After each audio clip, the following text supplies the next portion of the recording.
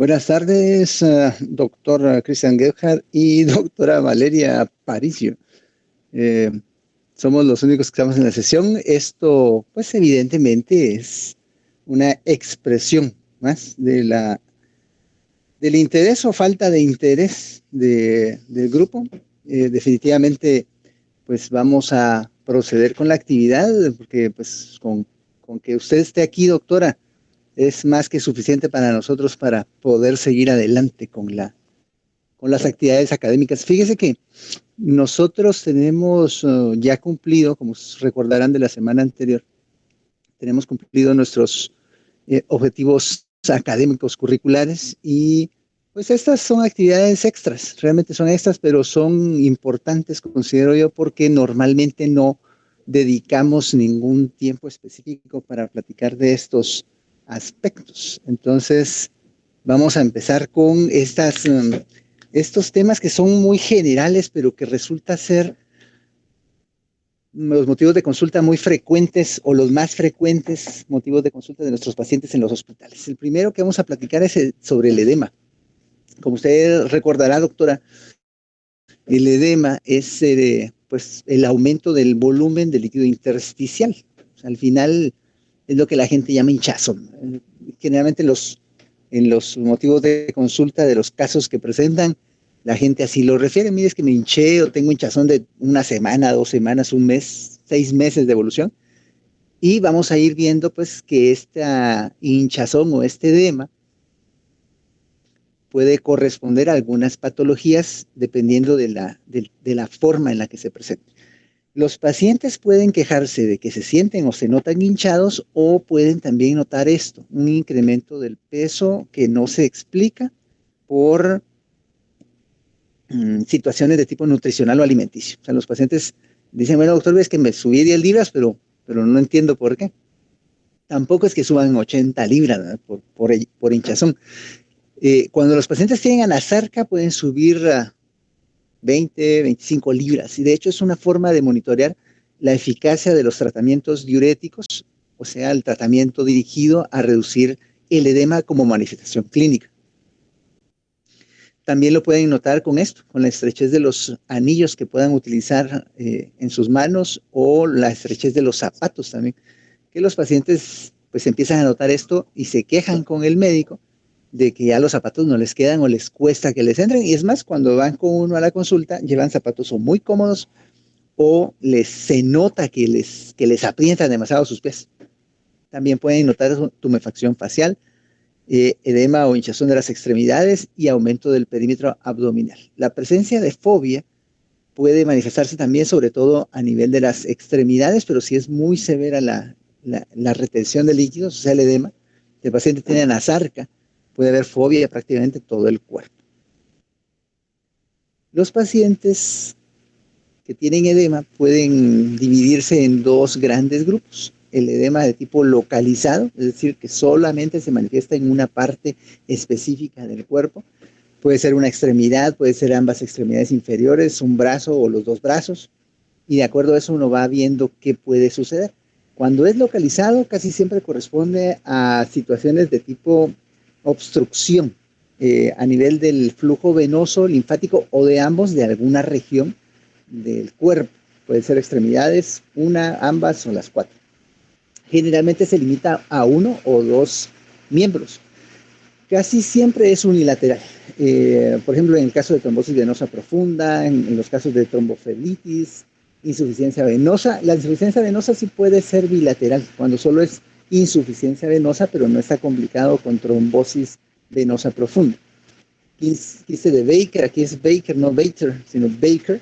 Es una especie de quiste que surge a nivel popliteo, en la parte posterior del miembro inferior. Presencia de celulitis, esta por lo general es unilateral, aunque pueden suceder casos bilaterales, casi siempre son unilaterales. Los traumatismos, definitivamente también los traumatismos van a producir o pueden producir un edema localizado. Y las neoplasias pélvicas. Las neoplasias pélvicas, en el caso de mujeres, si son neoplasias de ovario o de útero, pueden dar problemas de edema en ambos miembros superiores. Y cuando es en varones, es raro que un paciente con prostática tenga edema bilateral de los miembros inferiores como manifestación de la misma. No es imposible, pero es muy raro, y generalmente cuando es en un varón hay que pensar en otro tipo de problemas neoplásicos, tal vez cáncer de colon o algún tipo de obstrucción linfática.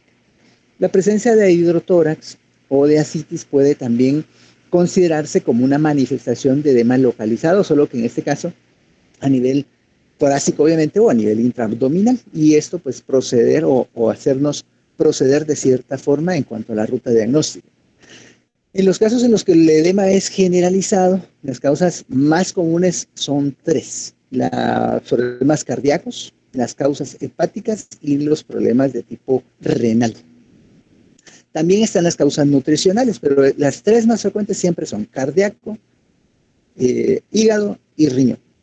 En el caso del corazón, pues puede ser que el paciente tenga, pues, como vimos durante el transcurso de las pláticas o las sesiones en el cuatrimestre, puede ser que tenga insuficiencia cardíaca congestiva. Recuerde que la insuficiencia cardíaca congestiva es una manifestación o es un síndrome clínico derivado de problemas de tipo estructural o funcional de la función del corazón, y que evidentemente van a resultar en que el corazón no sea capaz de bombear de manera correcta lo que el cuerpo requiere, oxigenando de forma adecuada los tejidos. Entonces puede ser una manifestación, el edema generalizado de esto. También puede ser por problemas a nivel pericárdico, sobre todo si son pericarditis no agudas, como la que vimos y discutimos con detalle, sino pericarditis crónica constrictiva, porque va a afectar la función de bomba del corazón, o las pericarditis que tienen derrame pericárdico importante, por lo mismo, porque afecta la función de bomba del corazón y limitan su funcionalidad. Los pacientes que tienen problemas hepáticos, o sea, que tienen alteración de la función del hígado, ya por cirrosis, sea porque tienen alguna masa, alguna otra situación, pueden también tener manifestación como edema generalizado de la misma.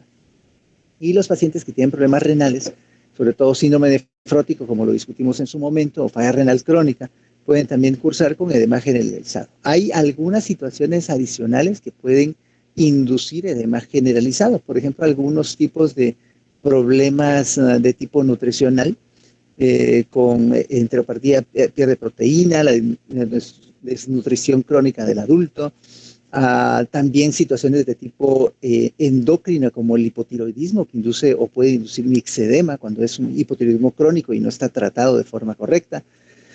Presencia de linfedema, filariasis, triquinosis, también pueden dar cuadros de edema generalizado. Para establecer el diagnóstico, lo que tenemos que hacer es dividir o clasificar al paciente, mejor dicho, en si el edema es de tipo localizado o no, o si es generalizado, y de acuerdo a esto ir viendo las causas más frecuentes. Recordemos lo que acabamos de platicar en relación a que si el edema es generalizado, corazón, hígado y riñón son las causas más frecuentes, y si es localizado, pues ya nos vamos a situaciones de tipo vascular o linfático. Hay que considerar siempre otras causas cuando estas no son las que logramos determinar como causa del edema, y dentro de las pruebas de laboratorio habituales, pues las de rutina: hematología completa, examen general de orina. En la hematología completa podemos encontrar datos que sugieran alguna causa, por ejemplo, anemia en relación con problemas crónicos, con falla cardíaca congestiva, con desnutrición, con falla renal crónica. En el examen de general de orina podemos encontrar proteinuria, podemos encontrar cilindros, podemos encontrar alteraciones que sugieran ya una causa renal. Obviamente determinar si el paciente tiene hipotiroidismo o no, con pruebas de función tiroidea, determinación de albúmina. La hipoalbuminemia de por sí puede inducir edema generalizado también. Perfil de lípidos para establecer si el paciente tiene algún tipo de riesgo cardiovascular incrementado, pruebas de función hepática, por lo que ya platicamos, ¿no?, que también puede ser causa de edema, placa de tórax y un electrocardiograma para descartar o evaluar causas cardíacas de edema.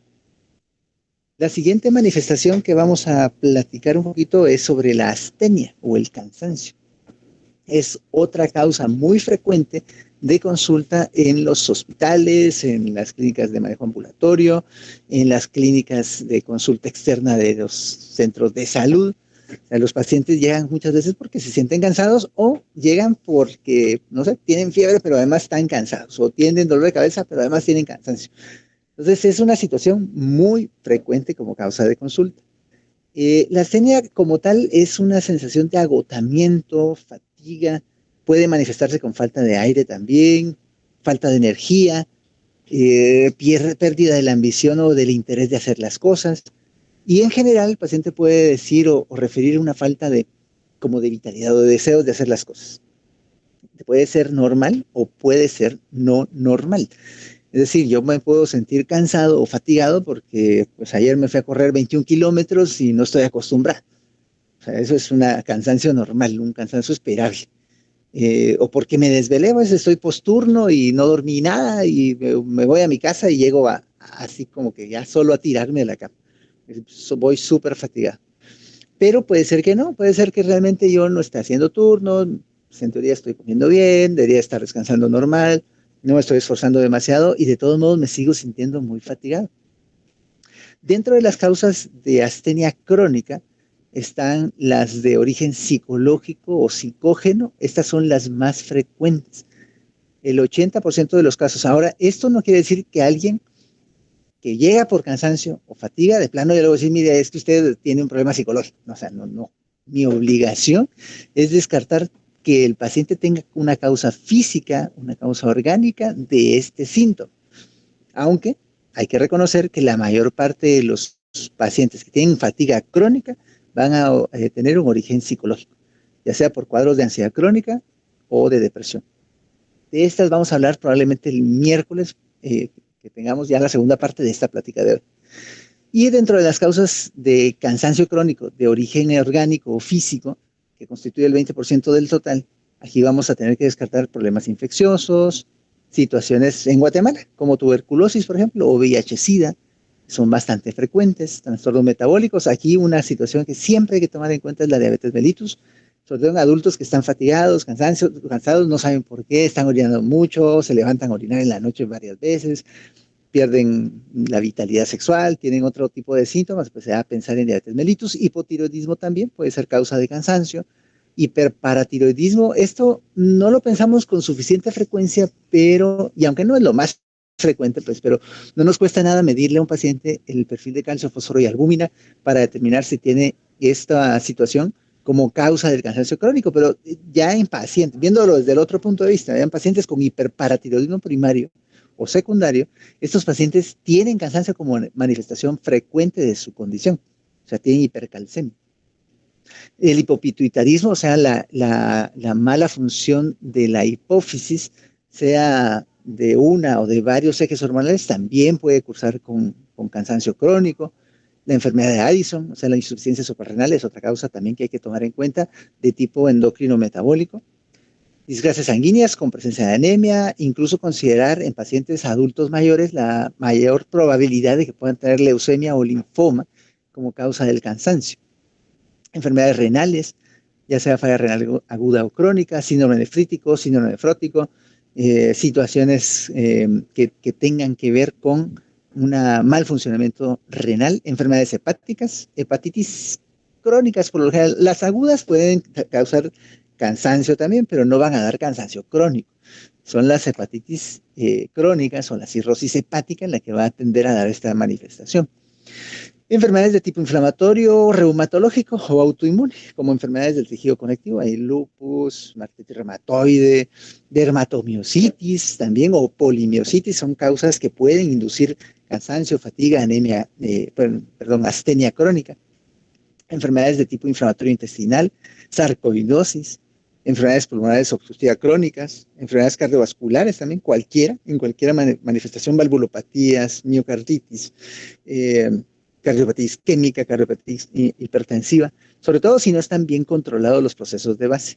Enfermedades neoplásicas, síndrome de cansancio crónico. El síndrome de fatiga crónica es un síndrome clínico con criterios diagnósticos bien definidos, pero que cursa obviamente con astenia crónica. Enfermedades neuromusculares, sobre todo de origen neuromuscular precisamente, y causas diversas, pues, por ejemplo, uso de medicamentos. Un medicamento o un grupo de medicamentos de muy frecuente uso y que induce o puede inducir cansancio crónico son los esteroides.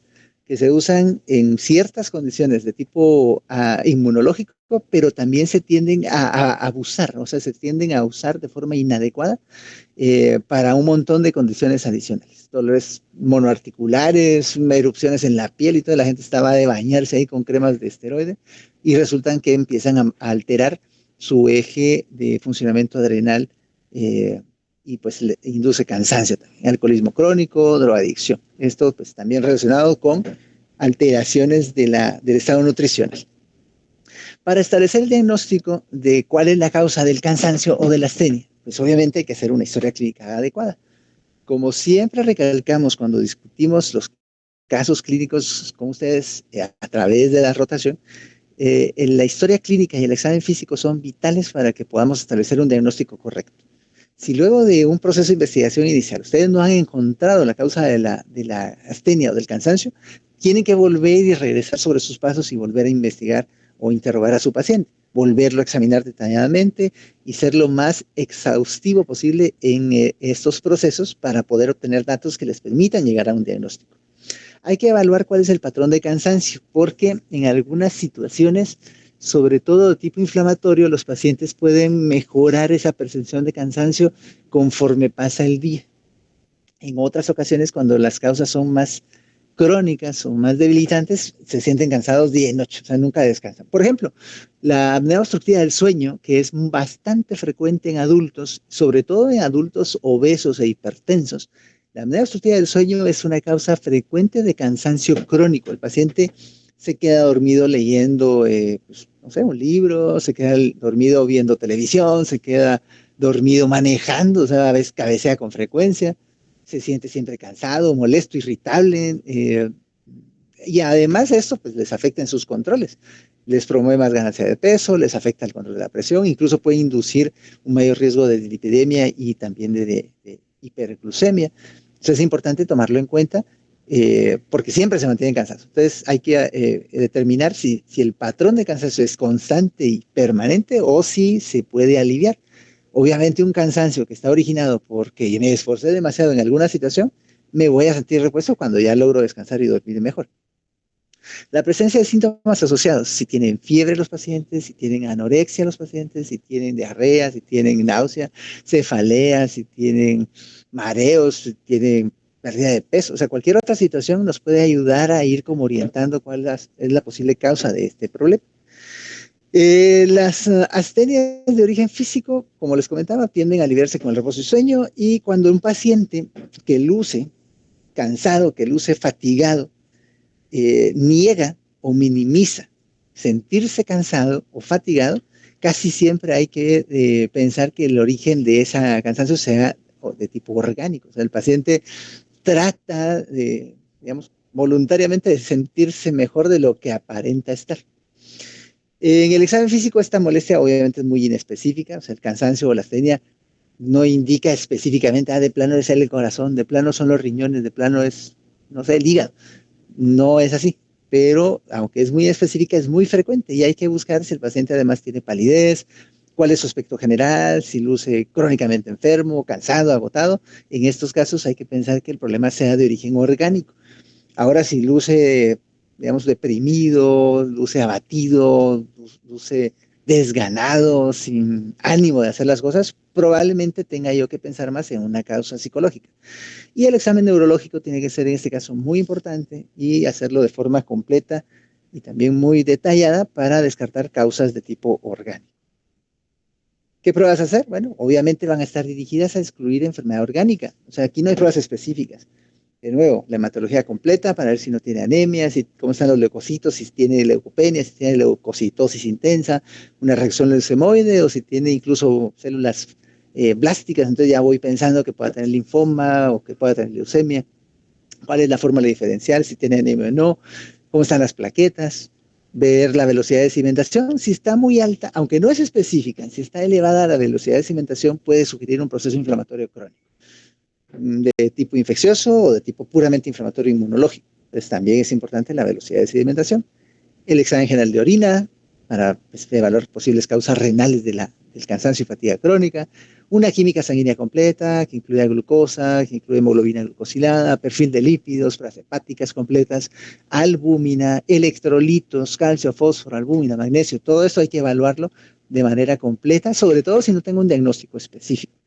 Pruebas de función tiroidea, por lo que ya platicamos, puede ser causa también de cansancio crónico, placa de tórax, ver cómo está la silueta cardíaca, ver que no hayan derrames, que no hay procesos infecciosos crónicos a nivel de los pulmones, determinar también un electrocardiograma para descartar problemas cardíacos como causa de la anemia, hacer prueba de VIH y hacerle fan a los pacientes, pues va a depender de que si yo creo conveniente hacerlo o no, porque el problema de hacer determinaciones de sustancias, por ejemplo, factor antinuclear, proteína C reactiva, factor reumatoide, eh, antistreptolicinas. O sea, si solo las pido por pedir, puede ser, si sobre todo si no tengo una orientación diagnóstica clara o más orientada, digamos, más correcta, puede ser que el resultado del examen salga ligeramente alterado y de plano ya lo vamos a tirar por ahí y no era algo necesario investigar con más detalle. O sea, hay que tener cuidado con la interpretación de las pruebas adicionales que voy a hacer.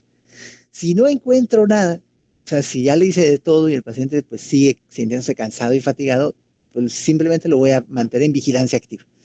No le digo que no tenga nada, nunca, por favor, jamás. Este es consejo para todos, o toda, no sé si está sola la doctora, voy a entrar más a la clase, pero bueno, el punto es que es consejo.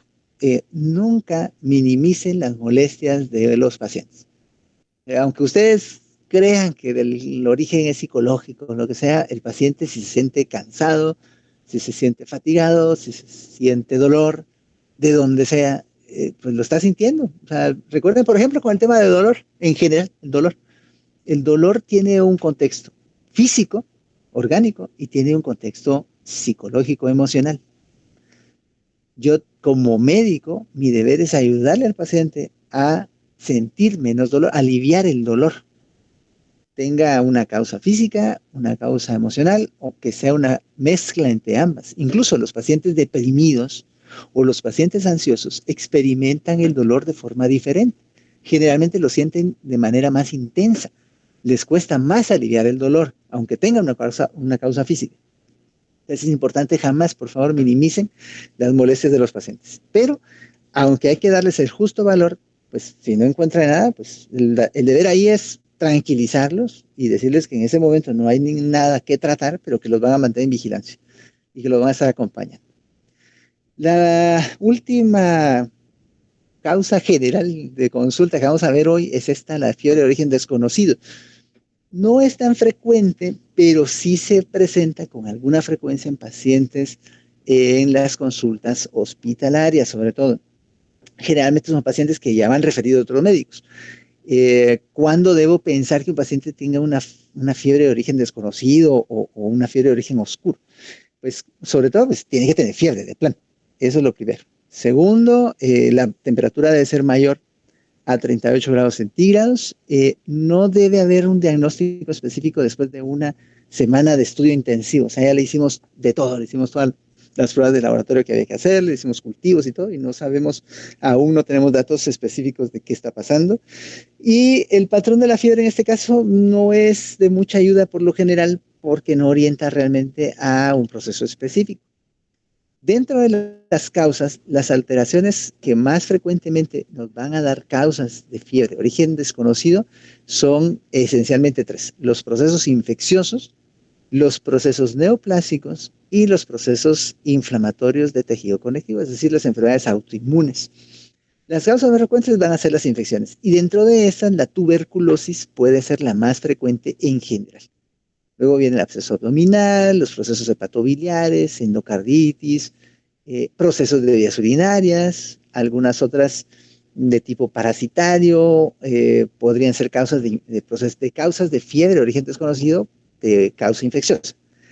Dentro de las causas neoplásicas, el linfoma y la leucemia son las más frecuentes y pues también seguida de estas van todos los tumores sólidos que uno pueda tener.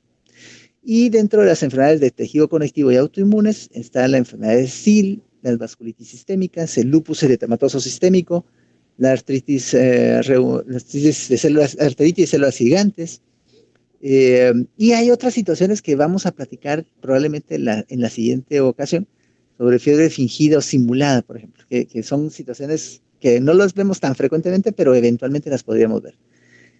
Luego, y a pesar de un proceso investigativo extenso y exhaustivo, todavía entre un 5 y 10% de todos los pacientes que consultaron con fiebre de origen desconocido siguen sin tener diagnóstico, o sea, continúan sin establecerse la causa de la fiebre.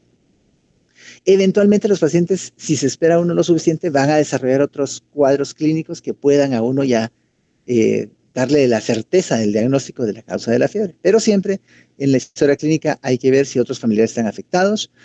¿Por qué? Porque pueden haber algunas enfermedades de tipo genético o hereditario familiar que puedan producir fiebre.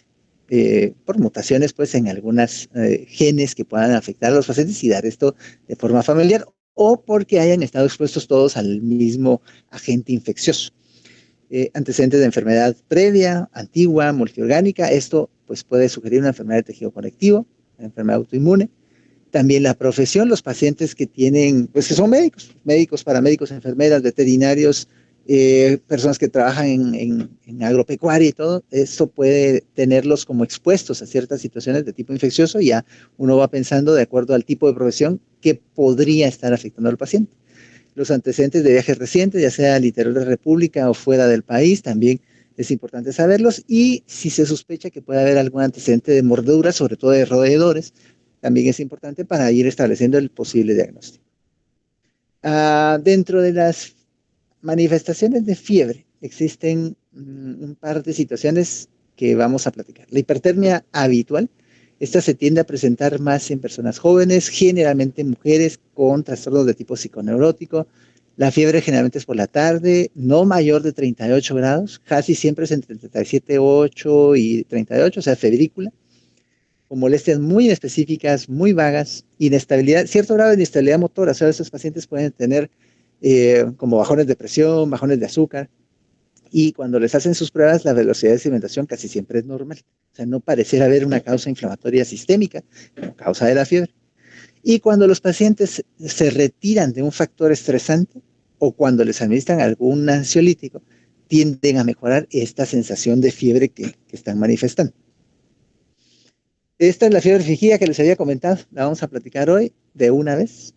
Aquí los pacientes van a ser personas que tengan algún grado de conocimiento médico o paramédico. Pueden ser médicos, estudiantes de medicina, psicólogos, nutricionistas, enfermeras, enfermeros, bomberos, o sea, gente que tenga que ver con el manejo médico o con la tarea médica, digamos.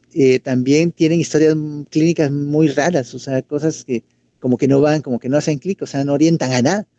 No hay pérdida de peso por lo general, los pacientes tienen una curva de temperatura que no sigue un ciclo diurno normal, o tienen temperaturas extremadamente altas, casi siempre arriba de 41 grados centígrados, 41,2, 41,5, que de hecho en adultos son muy raras.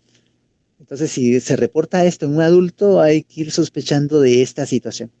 Y generalmente cuando tienen la fiebre o cuando manifiestan esto, tienen un ritmo normal de pulso y la respiración también es normal en ese periodo de la fiebre. No cambia, no se ajusta de forma fisiológica. Y la fiebre cede de forma muy, muy rápida sin acompañarse de sudoración por lo general. Cuando estamos en el proceso de investigación de la fiebre en general de origen desconocido, el examen físico es vital. Aquí hay que hacer un detalle muy particular en el examen oftalmológico. Pueden haber algunos datos clínicos en el examen de fondo de ojo que sugieran causas infecciosas. Entonces es importante hacer un buen examen de fondo de ojo. Hay que ir y buscar intencionadamente linfadenopatías en cualquier lugar, sobre todo si son lugares extraños o poco frecuentes. Por ejemplo, supraclaviculares, en las áreas inguinales, ganglios muy grandes, o en las epitocleares, o sea, cualquier otra situación que tenga adenopatías, pues para ir orientando el diagnóstico, presencia o no de hepatosplenomegalia, soplos cardíacos que pueden sugerir pues procesos de valvulopatías crónicas con endocarditis, presencia de dolor external o dolor óseo que puede sugerir algunos tipos de neoplasias, sobre todo leucemias, dolor de áreas umbilicales que puede sugerir también algún tipo de infección crónica a nivel intraabdominal, nódulos cutáneos porque también pueden presentarse en algunos pacientes con problemas de tipo inflamatorio autoinmune crónico.